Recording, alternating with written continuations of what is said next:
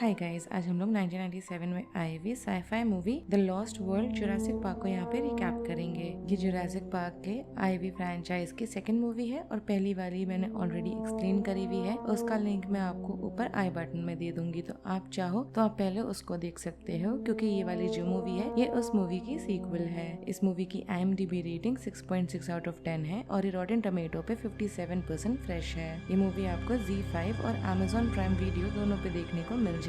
हमारी यहाँ पे मूवी की शुरुआत होती है और हमको ईस्ला सोर्ना नाम का एक छोटा सा आइलैंड दिखाया जाता है। हमें यहाँ पे इसके बाद एक छोटी बच्ची को दिखाया जा रहा है जो उसी आइलैंड पर आई हुई है अपने फैमिली के साथ वेकेशन के लिए। और उसके तुरंत बाद ही जब वो एक्सप्लोर कर रही होती है वो पूरा एरिया, तो छोटे छोटे साइज के जो डायनासोर्स होते हैं वो उसको आके घेर के अटैक करने लगते हैं, मगर वो इस चीज को सरवाइव कर लेती है। ऐसा होने की वजह से उसके जो पेरेंट्स होते हैं वो यहाँ पे एक लॉ सूट फाइल कर देते हैं उस कंपनी के अगेंस्ट जिसने इन डायनासोर्स को जेनेटिकली इंजीनियर करके बनाया होता है, जिनका नाम होता है इंजन। पिछली मूवी में हमें मालूम था कि इस कंपनी को हेड कर रहा होता है जॉन हैमंड नाम का आदमी, मगर अब वो यहाँ पे रिटायरमेंट ले चुका है और उसका जो नेफ्यू है पीटर लडलो वो देख रहा होता है उस कंपनी का सारा काम। अब इसका यहाँ पे हमें ये भी मालूम चलता है कि उसका प्लान है कि वो जो आइलैंड है ईस्ला सोर्ना नाम का, उसका यहाँ पे वो यहाँ फायदा उठाने वाला है उन सारे लॉसेस को रिकवर करने के लिए। जो इंसिडेंट हुआ था जुरासिक पार्क 1 में, उसके लॉसेस को यहाँ पे रिकवर करेगा वो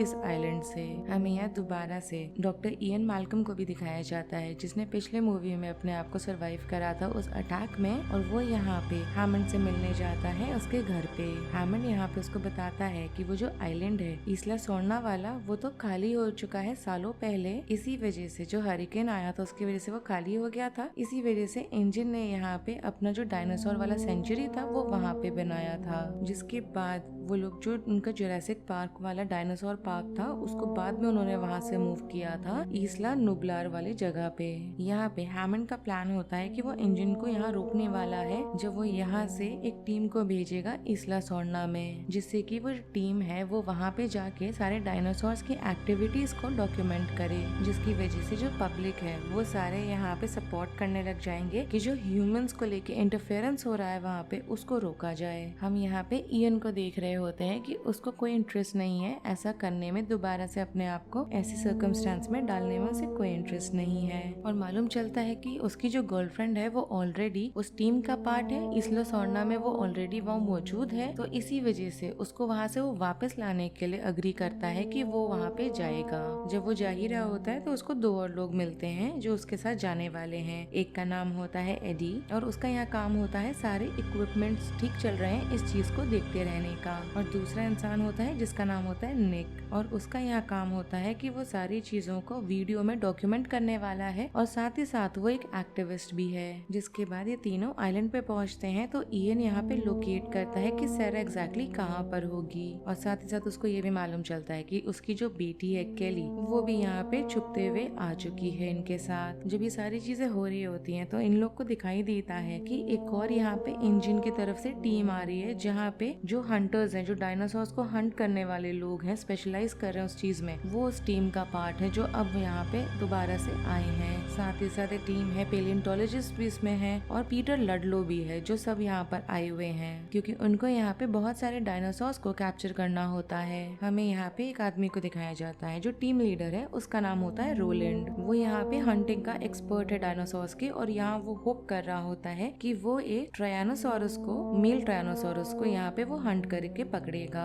और वो ये काम वो कैसे करेगा, जब उसके जो छोटा बच्चा है उसको वो चोट पहुंचाएगा तो बच्चा जो है वो रोएगा, इस वजह से जब वो ये डायनासोर उसको देखने के लिए आएगा तो वो उसको पकड़ेगा। अब यहाँ पे रात हो जाती है और हम लोग देख पाते हैं कि जो इयन के साथ जो उसकी टीम मेंबर्स हैं वो सारे स्नीक इन करते हैं इंजन के कैंप एरिया में, जो दूसरी वाली टीम आई थी इंजन की उसके कैंप वाले एरिया में। और इनको यहाँ पे मालूम चलता है कि अभी अभी जो डायनासोर्स को इन लोगों ने यहाँ पे अभी कैप्चर करा है उन सबको एक न्यूली प्रपोज डायनासोर का थीम पार्क है वहाँ पे उनको लेके जाया जाएगा, और ये जो थीम पार्क होने वाला है ये सैन डिएगो में होगा। ये जानने के बाद तुरंत ही हम देखते हैं कि सैरा और निक लग जाते हैं जितने भी डायनासोर्स को इन्होंने पकड़ा हुआ होता है उनको फ्री करने में, और जैसे ही वो लोग डायनासोर्स को खोलने लगते हैं तो पूरे कैंप एरिया में एकदम भगदड़ मच जाती है। हम यहाँ देखते हैं कि साथ ही साथ जो छोटा बच्चा है टी-रेक्स का जिसको चोट पहुँचाया गया था उसको भी यहाँ पे निक फ्री करता है और उसको अपने साथ ट्रेलर में लेके जाता है, जिससे कि उसकी जो चोट है उसको ये लोग ठीक कर सके।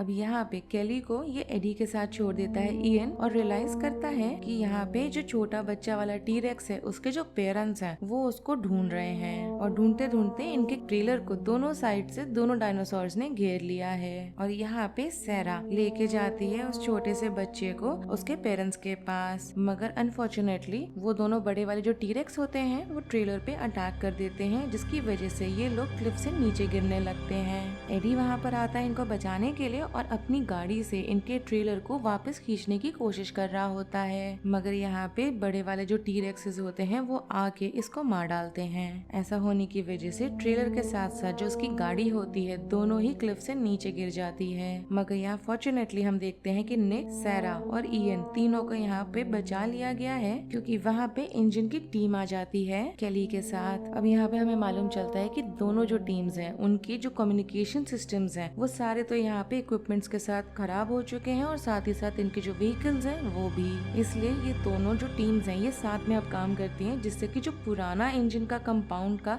रेडियो स्टेशन था उसको ये लोग ढूंढ सके कम्युनिकेशन वापस बैठाने के लिए। हमें यहाँ एक और आदमी को दिखाया जाता है जिसका नाम होता है डीटर, और ये मेंबर होता है इंजन के जो हंटिंग वाला टीम है उसका, और उसको यहाँ पे कुछ डायनासोर्स होते हैं पैक में, वो इसको मार डालते हैं। जिसके बाद अगला रात दिखाया जा रहा है जहाँ पे वो जो दो एडल्ट टी-रेक्सेस थे वो लोग इनके ग्रुप का जो कैंप होता है उसको ये लोग ढूंढ लेते हैं, क्योंकि यहाँ पे उनका जो बच्चा था बेबी वाला जो टी-रेक्स था उसका जो खून निकला था वो सैरा के जैकेट में लगा था, तो उसके स्मेल से वो लोग फॉलो करते हुए यहाँ तक आ गए। अब यहाँ पे जो बड़ी वाली फीमेल वाली टी-रेक्स होती है वो इस ग्रुप को फॉलो करके उनका पीछा करते हुए उनको एक वाटरफॉल केव होता है वहां तक लेके जाती है और उनको डवावा करने लगती है। खासकर एक इंसान को हम देख रहे हैं जिसको तो उसने मार ही डाला है, वो उस हंटिंग वाले टीम का डायनासोर एक्सपर्ट था रॉबर्ट नाम का, उसको वो तो मार ही देती है। और साथ ही साथ हम देखते हैं कि रोलैंड ने यहाँ पे जो मेल टी-रेक्स है उसको एक ट्रैंकुलाइजर मार दिया है। और यहाँ जो मैंने आपको बताया कि इंजन की टीम ज्यादातर मर गई होती है वो इसलिए क्योंकि जो बचे हुए होते हैं उनको यहाँ पे वेलोसिराप्टर्स जो होते हैं वो उनको हंट कर करके मार रहे होते हैं। जब ये लोग अपनी जान बचा के